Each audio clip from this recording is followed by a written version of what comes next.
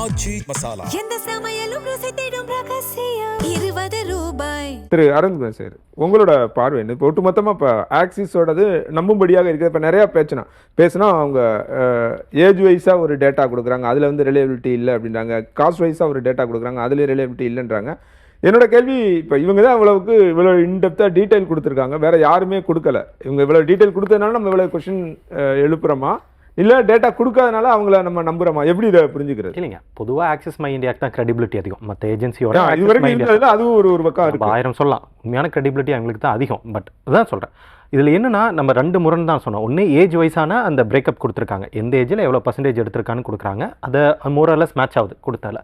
எங்கே நார்மலைஸ் பண்ணாமல் விட்டுருக்காங்கன்னா, நார்மலைஸ் பண்ணல எங்கே பொதுவாக ஒரு டேட்டா நம்ம எடுப்போம், அதுக்கப்புறம் நார்மலைஸ் பண்ணி கொடுக்கணும். எத்தனை சதவீதம் வாக்காளர்கள் இருக்காங்க, எந்தெந்த ஏஜ் குரூப்பில் எந்தெந்த கேட்டகரியில் இருக்காங்க, அதுக்கேற்ற மாதிரி நம்ம டேட்டாவை நார்மலைஸ் பண்ணணும். அவங்க பண்ணல, நார்மலைஸ் பண்ணாமல் இருந்தது சமூகம் ரீதியான டேட்டாவை நார்மலைஸ் பண்ணல. என்னென்னா, எடுத்த சாம்பிளில் 9% சாம்பிள் வந்து பிராமணர்கள் சாம்பிளாக எடுத்திருக்காங்க.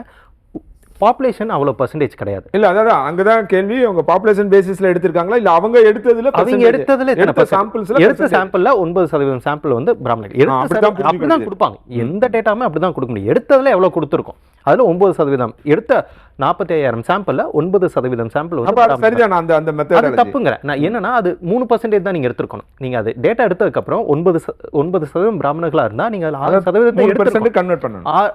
3% கன்வெர்ட் பண்ணியிருக்கணும். 3% தான் அப்படி தான் நார்மலைஸ் பண்ணணும். அதை 3% கன்வெர்ட் பண்ணியிருக்கணும். அதே மாதிரி 1 இயர்ஸ் நம்ம கொஞ்சம் கம்மியாக கொடுத்துருக்காங்க, அதை கொஞ்சம் அதிகப்படுத்தி அந்த நார்மலைஸ் அங்கே பண்ணுறதுல தவறு நடந்திருக்குன்னு நான் அதை பார்க்குறேன். பட் நான் ஃபர்ஸ்ட் ரவுண்ட்லேயே சொன்ன மாதிரி இந்த நம்பர் முன்ன பின்ன போகலாம். இந்த நார்மலைஸ் பண்ணும்போது மேலே கீழே கொஞ்சம் நம்பர்ஸ் போகலாம். ஆனால் டைரக்ஷன், நான் அந்த டைரக்ஷன் கரெக்டாக இருக்க மாதிரி தான் பார்க்குறேன். பொதுவாகவே ஆக்சிஸ் மை இந்தியாவுக்கு ஒரு கிரெடிபிலிட்டி இருக்குது. நம்பர்ஸ் கடந்த முறை 2021 2024 2026 பல நம்ம எக்ஸிட் போல பார்த்துருக்கோம். பொதுவாகவே டைரக்ஷன் வந்து மை ஆக்சிஸ் தப்பாக போன மாதிரி தெரியல, நம்பர்ஸ் முன்ன பின்ன போயிருக்கு. நம்ம 2வது வரோம். இப்போ நம்ம 35% கொடுத்துருக்காங்கன்னு நினைக்கிறேன். திமுக தவேகா 2 பேருக்கு அப்படின்னா ரஃப்லி 1,70,00,000 1,80,00,000 வாக்குகள் 2 கட்சிகளுக்கும் கொடுத்துருக்காங்க. அந்த 1,70,00,000 வாக்குகளையும் எப்படி பிரித்து கொடுத்துருக்காங்க, ஏஜ் குரூப்பில் எப்படி பிரித்து கொடுத்துருக்காங்க, நம்ம ஏஜ் குரூப் டேட்டா போடுறதுன்னு ஹெல்ப்ஃபுல்லாக இருக்கும். அந்த 1,70,00,000 எப்படி பிரிச்சிருக்காங்கன்னா 68% ஏஜ் குரூப் டேட்டா இருந்ததுன்னா நல்லாயிருக்கும். 68% முதல் தலைமுறை வாக்காளர்கள் நினைக்கிறேன்.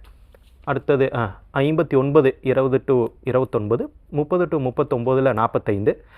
இந்த 30 to 39 வரைக்கும் ஒரு அப்சல்யூட் டாமினன்ஸ் வந்து தாவேகாக்கு இருப்பதாக அவர்கள் கொடுத்துருக்காங்க. அந்த 40க்கு மேலே எடுத்துக்கிட்டோம்னா தான் அங்கே வந்து டிஎம்கேவும் ஏடிஎம்கேவும் ஓரளவு கண்டென்ஷில் வராங்கன்னு கொடுக்குறாங்க. அந்த பிலோ 40ங்கிறது பரவலாக நம்ம பார்க்கக்கூடியதாக தான் நம்ம பார்க்கணும். இல்லை, ஓரளவுக்கு இது ரிலையபிளாக இல்லையா அது பார்க்கும்போது?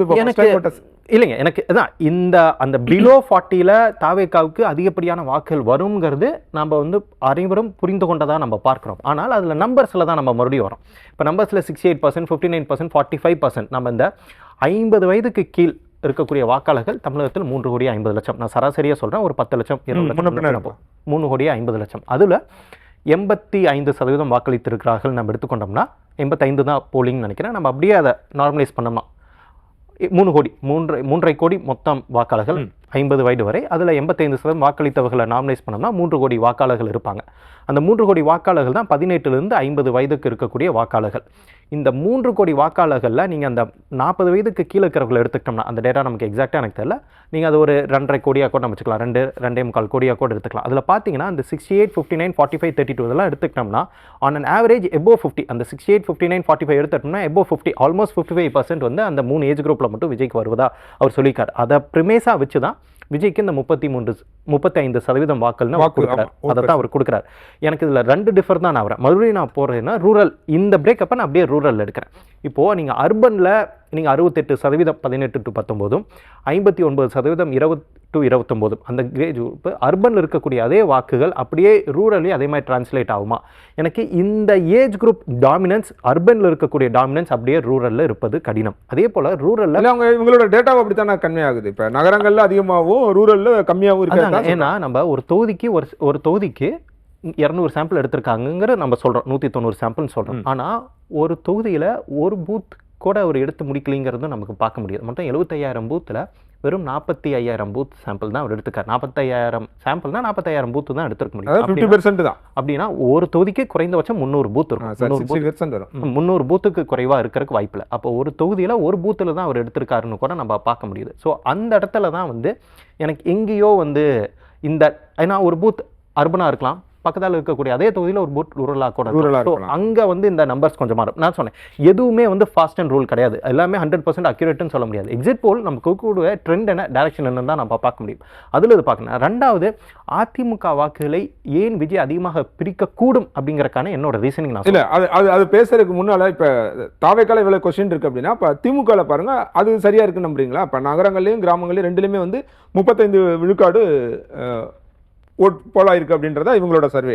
எனக்கு திமுகவுக்கும் சரி அதிமுகவுக்கும் சரி இரண்டு கட்சிகளுக்கும் நகரத்தை விட கிராமங்களில் அதிகமான செல்வாக்கு இருப்பதாக இருக்கும். ஏன்னா அதுக்கான எக்ஸாம்பிளை நான் சொல்ல காரணத்தையும் நான் சொல்லிடுறேன். பொதுவாகவே திமுக அரசு கொண்டு வந்த நலத்திட்டங்கள், நீங்கள் பெண்களுக்கான 1000 ரூபா திட்டமாக இருந்தாலும் விடியல் பேருந்தை தவிர மற்ற அனைத்துமே வந்து ரூரலில் அதிகமான பெனிஃபிஷியரிஸ் இருப்பாங்க, நகர்ப்புறங்களில் பெனிஃபிஷியரிஸ் கம்மியாக இருப்பாங்க. ஏன்னா அதுக்கான காரணம் சோசியோ எக்கனாமிக் ஸ்டேட்டஸ்னால அது பயனாளிகள் ரூரல் என்றைக்குமே அதிகமாக இருப்பாங்க. விடியல் பேருந்து மட்டும்தான் அர்பனில் அதிகமாக இருப்பாங்க. ஸோ அப்படி இருக்கும்போது பெனிஃபிஷியரிஸ் ரூரலில் தான் டிஎம்கேக்கு அதிகமாக இருந்திருக்கணும்.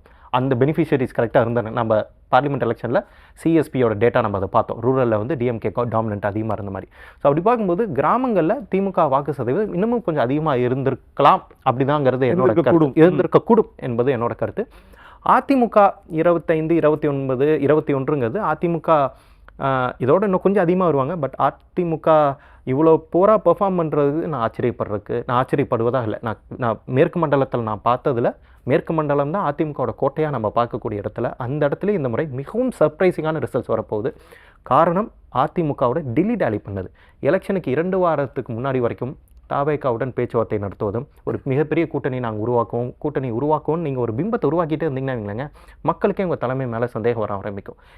ஸ்பெசிஃபிக்காக மேற்கு மண்டலம் மட்டும் மேற்கு மண்டலத்தில் அதிமுக டாமினண்ட்டாக இருக்கார். மற்றது எல்லாத்துலேயுமே வீக் ஆகிட்டாங்க. டெல்டாவில் எடுத்துக்கங்க, சவுத் எடுத்துக்கங்க, சென்னை எடுத்துக்கங்க, மற்ற எல்லாத்துலேயுமே வீக் ஆகிட்டாங்க. ஏன் நமக்கு ஏன் ஸ்டார்க்லிங்காக ரொம்ப பெரிய ஒரு மாற்றம் மேற்கு மண்டலத்துன்னா அங்கே தான் இவங்க அதிகமாக போன டைம் ஜெயிச்சிருந்தாங்க. அங்கேயே குறையும் போது தான் நமக்கு அங்கே ஒரு பெரிய மாற்றமாக நமக்கு தெரியுது. நான் மீண்டும் அதிமுக செய்த தவறாக நான் இதில் எதை பார்க்குறேன்னா, அதிமுக வந்து விஜயை வந்து விஜய் வந்தால் தான் கூட்டணி பலமாகும்னு அது ஒரு எலெக்ஷனுக்கு 2 வாரத்துக்கு முன்னாடி வரைக்கும் இந்த பேச்சுவார்த்தை போயிட்டு இருந்துச்சு மக்கள் மத்தியில். அப்போது வாக்காளர்களே என்ன நினைப்பாங்கன்னா, ஒருவேளை விஜய் வந்தால் தான் பலமோ, நாளைக்கு திமுகவுக்கு எதிராக வாக்களிக்கணும்னு இருக்கக்கூடியவர்கள் கூட அதிமுகவை விட விஜய் திமுகவை தோக்கடிக்கக்கூடிய இடத்துல இருக்காரு. ஏன்னா விஜய் அதை அழகாக ஃப்ரேஸ் பண்ண ஆரம்பிச்சார். ஒவ்வொரு டைம் பொசிஷன் பண்ணது இந்த எலெக்ஷன் எனக்கும் திமுகவுக்குமான எலெக்ஷன் பொசிஷன் பண்ணும்போது அதிமுக அந்த இடத்துல கம்ப்ளீட்டாக மிஸ் அவுட் ஆகிட்டாங்க. அதிமுக பேரை கூட அவர் சொல்லலை. அதிமுக எங்கேனாங்க ஆரம்பத்திலேருந்தே விஜய் வந்து திமுகவோட பி டீமாக அதிமுக கொண்டு போயிருந்தாங்கன்னா ஒருவேளை அதிமுக தங்களோட வாக்கு வங்கியை தக்க வச்சிருக்க முடியும். ஆனால் அதிமுக அந்த கம்ப்ளீட்டாக மிஸ் அவுட் ஆனது காரணம் விஜயோட நாங்கள் பேசிகிட்டு இருக்கோம், விஜயோட ஒரு பெரிய கூட்டணி உருவாகும், மிகப்பெரிய பலமான கூட்டணி உருவாகும்னு சொல்ல இந்த இடத்துல விஜய் வந்து போட்டு எனக்கும் திமுகவுக்கும் தான் எனக்கும் திமுக தான் வரும்போது திமுகக்கு எதிராக இருக்கக்கூடிய வாக்காளர்கள் கூட விஜய் பக்கம் நகர்ந்ததுக்கான இந்த ஆக்சிஸ் டேட்டா படி நகர்ந்ததுக்கான காரணமாக நான் அதை தான் பார்க்குறேன். அப்போ இந்த டேட்டாவை நீங்கள் முழுமையாக ஏற்றுக்கலாம். இந்த டைரக்ஷன் நான் முழுமையாக ஏற்றுக்கிறேன். விஜய் அதிகமாக பாதிக்கக்கூடியது தேசிய ஜனநாயக கூட்டணி வாக்குகளை தான் விஜய் அதிகமாக பிரிக்கிறாருங்கிற நான் டைரக்ஷன் எடுத்துக்கிறேன். நம்பர்ஸ் முன்ன பின்ன வரும். அது காரணம் நான் சொன்னது 2-3 காரணங்கள். ரூரலில் அவர் இவ்வளோ பர்சன்டேஜ் கொடுக்குறதும் 75,000 பூத் இருக்கும்போது நீங்கள் 40,000 சாம்பிள் தான் எடுக்கிறீங்கன்னா உங்களால் கம்ப்ளீட்டாக எல்லா பூத்தை கூட உங்களால் கவர் பண்ணலாம். அதனால் சாம்பிள் சைஸ் கம்மியாக இருக்குது. ஒரு 3 கார்னர் ஃபைட், சாம்பிள் சைஸ் கம்மியாக இருக்குது. ரூரல் அர்பன் டிவைட் நம்ம வந்து அர்பனுக்கு கொடுத்த அதே இம்பார்ட்டன்ஸ் நீங்கள் நான் இப்படி கேட்குறேன்னா, இப்போ அந்த சாம்பிள் சைஸ் கம்மியாக இருக்குது. ஒருவேளை இந்த ரெஸ்ட் ஆஃப் சாம்பிள் சைஸ் இப்போ 45 இல்லாமல் 75 இன்னொரு 30,000 பூத்ஸ் அவங்க எடுத்திருந்தாங்க அப்படின்னா அது வந்து ஒருவேளை விஜய்க்கு ஃபேவராக இருந்ததுன்னா இருந்திருக்கலாம். நம்ம இல்லைன்னா சொல்ல முடியாது, இருந்திருக்கலாம். நம்ம எதையுமே இல்லைன்னு சொல்ல முடியாது. பட் எங்கேன்னா நம்ம அர்பனுக்கும் ரூரலுக்கும் இங்கே ஈக்குவல் வெயிட்டேஜ் கொடுத்துருக்காங்களோ. தமிழ்நாட்டில் ஊரக பகுதிகள் அதிகம், நகர்ப்பகுதிகள் குறைவு. நீங்கள் 2 ஈக்குவலாக வெயிட்டேஜ் கொடுத்து பார்த்தீங்கன்னா அங்கே உங்களுக்கு டேட்டா வந்து ஸ்கியூடாக வர மாதிரி இருக்கும். அங்கே மாதிரி ஒரு சில எரர் நான் இருக்கிறதா பார்க்குறேன். பட் டைரக்ஷன் நான் அது வந்து இதை நான் ஏற்றுக்கிறதுக்கான காரணம் நம்ம கண் கூட பார்த்தது. வெஸ்ட்டில் நீங்கள் சவுத்தில் டிஎம்கே ஸ்ட்ராங்காக இருக்கக்கூடிய பகுதிகளில் ஓட்டிங் பர்சன்டேஜ் கம்மி. வெஸ்ட்டில் அதிமுக அதிகமாக இருக்கக்கூடிய பகுதிகளில் தான் நம்ம ஓட்டிங் பர்சன்டேஜ் அதிகமாக பார்க்குறோம்.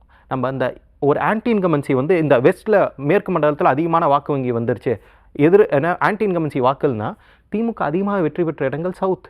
அங்கே ஓட்டிங் பர்சன்டேஜ் அதிகமாக இருக்கணுமே. ஏன் அதிமுக அதிகமாக எம்எல்ஏக்கள் இருக்கக்கூடிய இடத்துல ஓட்டிங் பர்சன்டேஜ்? ஏன்னா அங்கே காம்படிட்டிவ் எலெக்ஷன் நம்ம பார்த்தோம்.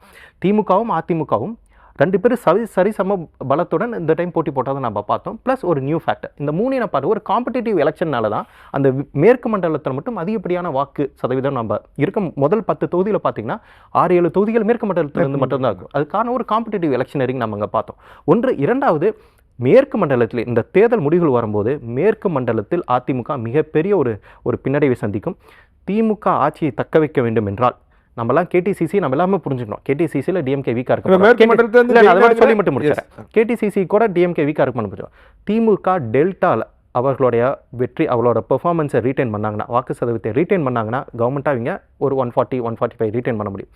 டெல்டாவில் திமுக வீக் ஆனாங்கன்னா இது கொஞ்சம் பிரச்சனைக்குரிய இடமா நான் திமுக.